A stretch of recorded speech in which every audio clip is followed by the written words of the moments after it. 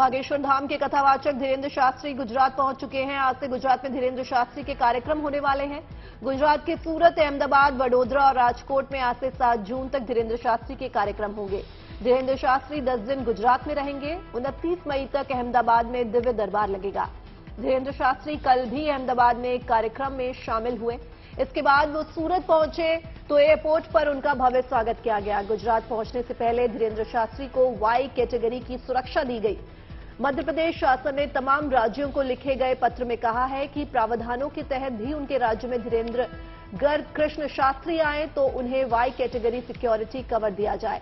बाबा बागेश्वर के देश भर में हो रहे आयोजनों में जुट रही भीड़ के मद्देनजर उन्हें ये सुरक्षा दी गई है। बिहार में 13 मई से 17 मई तक धीरेन्द्र शास्त्री ने कथा सुनाई थी। इस दौरान उनके कार्यक्रम में भीड़ के सारे रिकॉर्ड टूट गए।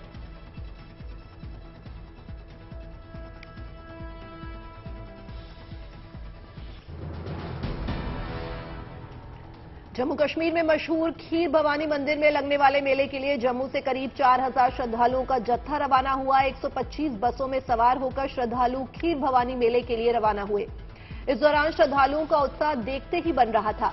भजन कीर्तन करते हुए श्रद्धालु खीर भवानी मेले के लिए रवाना हुए। कड़ी सुरक्षा व्यवस्था के बीच इस तीर्थ यात्रा का आयोजन किया जा रहा है।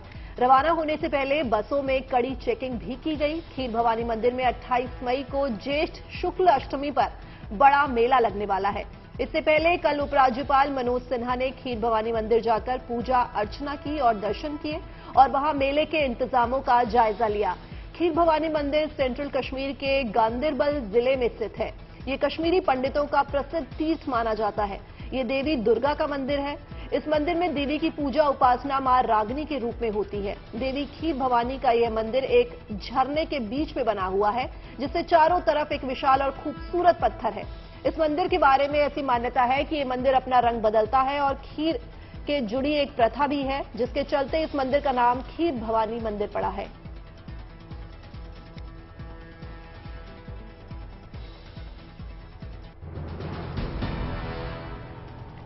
ओडिशा के संबलपुर में शीतल षष्ठी का पर्व धूमधाम से मनाया गया। इस दौरान भगवान शिव और माता पार्वती की बारात की शोभा यात्रा और शानदार झांकियां निकाली गई। शोभा यात्रा में भारी संख्या में लोग भरपूर हर्षोल्लास के साथ नाचते गाते हुए शामिल हुए। केंद्रीय मंत्री धर्मेंद्र प्रधान भी इस कार्यक्रम में पहुंचे और भक्ति भाव से पूजा अर्चना की। उन्होंने कहा कि पूरे ओडिशा में सभी जगहों पर शीतल षष्ठी का उत्सव मनाया गया है। ये सद्भावना का पर्व है। हमारा सौभाग्य है कि हम इस यात्रा में शामिल हुए हैं। ओडिशा में इस पर्व का खास महत्व है। ये पर्व सदियों से मनाया जा रहा है। माना जाता है कि संबलपुर के राजा बलियार सिंह ने इस पर्व की शुरुआत की थी। ये भगवान शंकर के अनन्य भक्त थे। भगवान शिव के विवाह के उत्सव को धूमधाम से मनाने के लिए उन्होंने शीतल षष्ठी यात्रा की शुरुआत की। इसके बाद से ये उत्सव हर साल मनाया जाने लगा। हर साल मई या जून में हिंदू कैलेंडर के अनुसार शुक्ल पक्ष की षष्ठी तिथि को ये पर्व मनाया जाता है। इसकी तैयारियां कई दिन पहले से शुरू हो जाती हैं।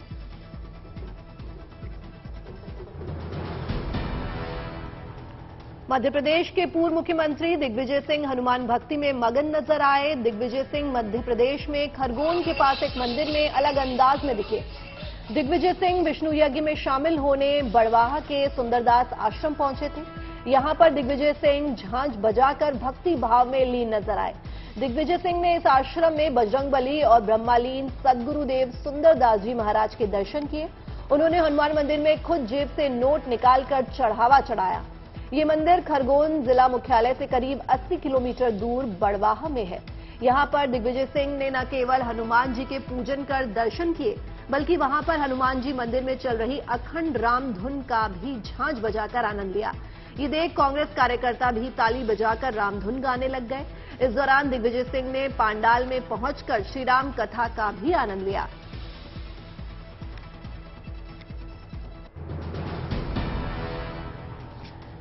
आजकल जब सब कुछ ऑनलाइन हो रहा है तो शादी क्यों नहीं। मध्य प्रदेश के सिवनी में बैठे बैठे पंडित जी ने अमेरिका में दूल्हा दुल्हन की ऑनलाइन शादी करा दी और नई मिसाल कायम कर दी। ये अनोखी शादी 21 मई को हुई। शादी में दूल्हा दुल्हन और उनके परिवार के लोग अमेरिका से ऑनलाइन जुड़े और सिवनी के पंडित जी ने सिवनी से मंत्र पढ़कर उनका ब्याह रच दिया। इस दौरान दूल्हा दुल्हन ने पंडित जी के बताए सभी संस्कारों और रस्मों को ऑनलाइन ही पूरा किया। ये शादी हिंदू रीति रिवाज से धूमधाम से हुई। सिवनी के रहने वाले देवांश उपाध्याय अमेरिका में नौकरी करते हैं। इसी दौरान उनकी मुलाकात पुणे की सुप्रिया से हुई, जो अमेरिका में ही नौकरी करती हैं। दोनों ने शादी करने का फैसला किया। इसके बाद देवांश के परिजनों ने सिवनी के पंडित राजेंद्र पांडे से मिलकर शादी की तारीख तय कराई और अमेरिका रवाना होने से पहले उन्होंने पंडित जी से ऑनलाइन जुड़कर शादी कराने की बात कही। फिर 21 मई को पंडित जी ने ऑनलाइन जुड़कर देवांश और सुप्रिया की शादी करा दी। इस विवाह संस्कार को पूरा करने के लिए पंडित जी को करीब 4,20,000 रुपए दक्षिणा में दिए गए। मम व्रतेति। उत्तराखंड में 58 साल के किसान केसर सिंह ने नदी का रुख बदलकर कमाल कर दिया है। केसर सिंह ने 11-12 साल से इस काम में लगे हुए हैं। इन्होंने 20 से 30 किलो के पत्थर को हटाकर नदी का रुख बदल दिया और झारखंड के दशरथ मांझी जैसा कारनामा कर दिखाया। जो काम सरकार करोड़ों रुपए लगाकर नहीं कर सकी, वो काम गरीब किसान केसर सिंह ने सर्दी, गर्मी और बरसात की परवाह किए बगैर अकेले ही कर दिया। केसर सिंह उत्तराखंड के मुख्यमंत्री पुष्कर सिंह धामी के इलाके खटीवा के पड़ोस में उन्हीं के विधानसभा वाले इलाके चंपावत के बनबसा के निवासी हैं। इस इलाके में पहाड़ों का पानी बरसात के दिनों में ऐसी तबाही मचाता है कि लोगों के घर तबाह हो जाते हैं। ऐसे में केसर सिंह ने अपनी मेहनत से नदी का रुख ही मोड़ दिया ताकि नदी में आने वाली बाढ़ की तबाही से बचाव हो सके। प्रशासन ने अब केसर सिंह को 10,000 रुपए और एक प्रमाण पत्र दिया है। केसर सिंह अभी भी अपने काम में लगे हैं ताकि आने वाले समय में सैलाब की आपदा से बचाव हो सके।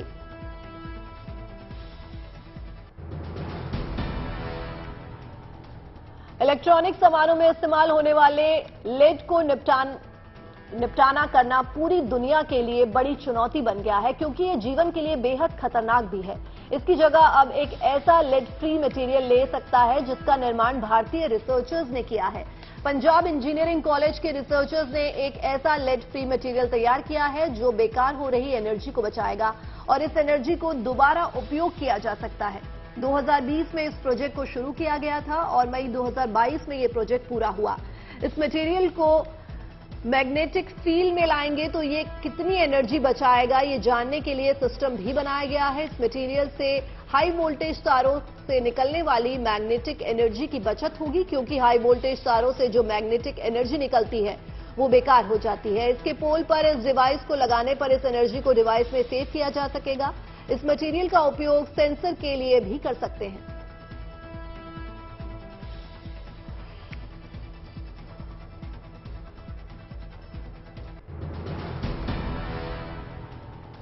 दिल्ली समेत उत्तर भारत के तमाम राज्यों में तेज हवा और बारिश के चलते गर्मी से राहत है। मई के महीने में जहां लोगों को भीषण गर्मी का सामना करना पड़ता है, उस वक्त उत्तर भारत के राज्यों में मौसम खुशनुमा हो गया है।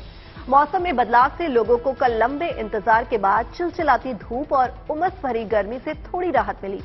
कल शाम के समय दिल्ली और एनसीआर से आसमान में काले काले बादल मंडराने लगे और फिर धूल भरी आंधी शुरू हो गई, जिससे तापमान में गिरावट दर्ज की गई। मौसम विभाग की माने तो आंधी और बारिश का ये दौर एक ताजा पश्चिमी विक्षोभ के प्रभाव से देखने को मिल रहा है। मौसम विभाग की ओर से दी गई जानकारी के मुताबिक इस पश्चिमी विक्षोभ का असर आज भी रहेगा। मौसम विभाग की माने तो आज नई दिल्ली में न्यूनतम तापमान 22 डिग्री और अधिकतम तापमान 34 डिग्री दर्ज किया जा सकता है। वहीं आज और कल भी दिल्ली के इलाकों में हल्की बारिश देखने को मिल सकती है। वहीं दिल्ली में मई के आखिरी दिनों में तापमान भी 33 डिग्री या उससे नीचे ही दर्ज किया जाएगा।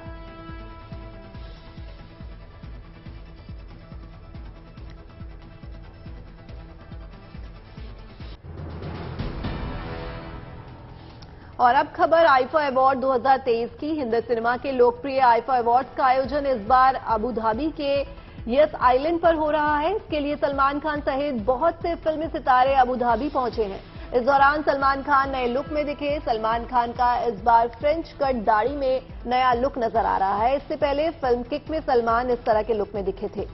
खबर है कि सलमान अवार्ड शो को होस्ट करेंगे और कल यानी 27 मई को इसमें परफॉर्म भी करेंगे। आईफा अवार्ड्स 2023 के दौरान अबू धाबी में नॉर्वेजियन डांस ग्रुप ने भी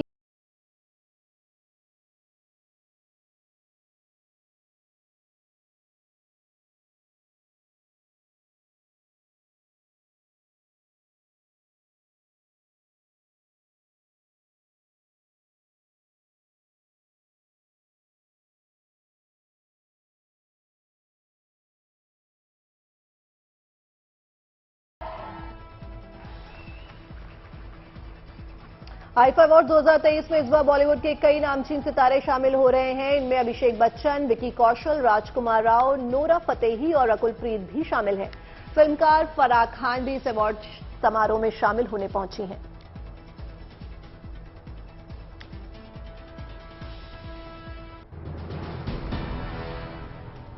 हैदराबाद में इन दिनों एक से बढ़कर एक शानदार मछलियां और समुद्री जीवों का दीदार करने का मौका मिल रहा है। हैदराबाद के कूकटपल्ली में बालानगर मेट्रो स्टेशन के पास under water tunnel aquarium expo लगाया गया। इस दौरान लोगों को 500 से ज्यादा प्रजातियों की, 3000 से ज्यादा ताजे पानी की और समुद्री मछलियों से रूबरू होने का मौका मिला। इनमें से बहुत सी मछलियां और समुद्री जीव केरल और चेन्नई के अलावा मलेशिया और सिंगापुर तक से लाए गए हैं। इनमें 60 किलोग्राम वजन की भी एक मछली है। 200 फीट लंबी सुरंग में लगे इस एक्सपो में 20 एक्वेरियम रखे गए हैं और हजारों लोगों को इनमें रंग बिरंगी मछलियों और दूसरे जीवों की झलक देखने का मौका मिला। करीब 2 महीने तक चलने वाला ये एक्सपो 14 अप्रैल को शुरू हुआ था। इसे देखने के लिए 100 रुपए का टिकट लेना होगा और इस अनोखे एक्वेरियम एक्सपो को देखने के लिए दूर दूर से यहां लोग पहुंच रहे हैं। ये एक्सपो रोज सुबह 11 बजे से रात 10 बजे तक खुला है। यहां आने वालों को समुद्री जीवन की चमत्कारी दुनिया का एहसास करने का मौका मिल रहा है।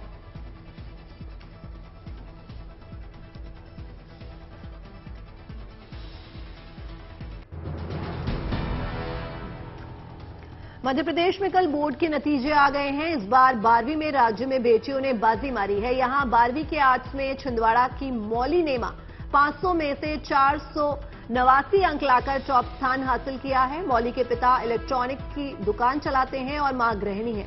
मौली अब आगे पढ़ाई करके सिविल सेवा में जाना चाहती हैं। वहीं मंडला की दिव्यांशी जैन ने 12वीं में कॉमर्स स्ट्रीम से मेरिट लिस्ट में पहला स्थान हासिल किया। दिव्यांशी ने 500 में से मिले 482 अंक हासिल किए। दिव्यांशी की दोस्त जानवी ने 500 में से 476 अंक हासिल कर प्रदेश में चौथा स्थान हासिल किया है। ये दोनों ही सिविल सेवा में जाना चाहती हैं। वहीं ग्वालियर की सुदीक्षा ने 10वीं बोर्ड परीक्षा में मध्य प्रदेश में तीसरा स्थान प्राप्त किया। सुदीक्षा ने 500 में से 492 अंक हासिल किए हैं। सोशल मीडिया से दूर रहकर बगैर कोचिंग के सुदीक्षा ने ये कामयाबी हासिल की। सुदीक्षा भी भविष्य में यूपीएससी की परीक्षा पास कर आईएएस बनना चाहती हैं। उधर मध्य प्रदेश में शिवपुरी के एक ऑटो चालक की बेटी अंजलि ने भी कमाल कर दिया। अंजलि ने 12वीं में कृषि विषय के साथ प्रदेश में 5वां स्थान हासिल किया है। अंजलि ने 94.5% अंक हासिल किए हैं। वो आगे चलकर सिविल जज बनना चाहती हैं।